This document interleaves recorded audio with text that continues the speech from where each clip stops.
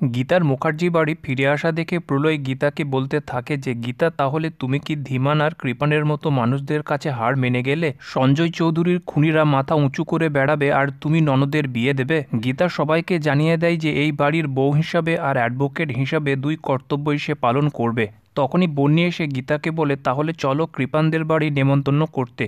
প্রলয় বলে, এই সব কিছুই একটা ট্র্যাপ, ওদের সামনে তোমার মাথা নত করার। সাথে যেখানে গিনি গীতাকে অপমানজনক কথা বলে গীতাকে আটকানোর চেষ্টা করে, অন্যদিকে মেহেক তাকে ইমোশনাল কথা বলে কৃপানদের বাড়ি যাওয়ার অনুরোধ করতে থাকে। গীতা বন্নিকে জানিয়ে দেয় যে সে বাড়ির বইয়ের কর্তব্য পালন করবে, অর্থাৎ সে যাবে। তখনই পঙ্কজ গীতাকে ফোন করে বলে, তাহলে আপনি সবকিছু ছেড়ে দিয়ে বাড়িতে বউ বউ খেলতে চলে গেলেন? গীতা বলে, এতটা সোজা না, কিরণকান্তির বাড়িতে বিশেষণ গেছে, তাই ওখানে যাচ্ছি আমি। তারপর গীতা তার পুরো প্ল্যান পঙ্কজকে খুলে বলে। গিনি মনে মনে বলতে থাকে, গীতা এত সহজে হার মেনে নেওয়ার মানুষ নয়, ও নিশ্চয়ই কিছু একটা লুকাচ্ছে।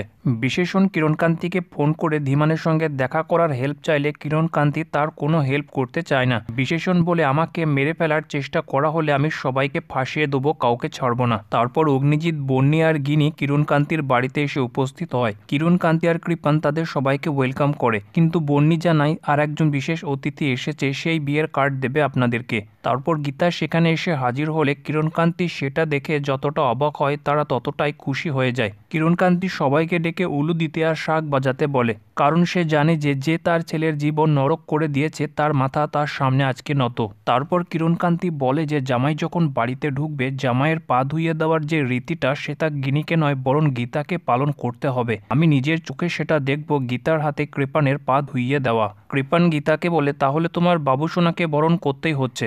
গীতা মনে মনে বলতে থাকে, তোমার আর তোমার বাবাকে এমন বরণ করব জীবনেও ভুলবে না। কৃপান মনে মনে বলতে থাকে, আমার সব অপমানের বদলা নেব।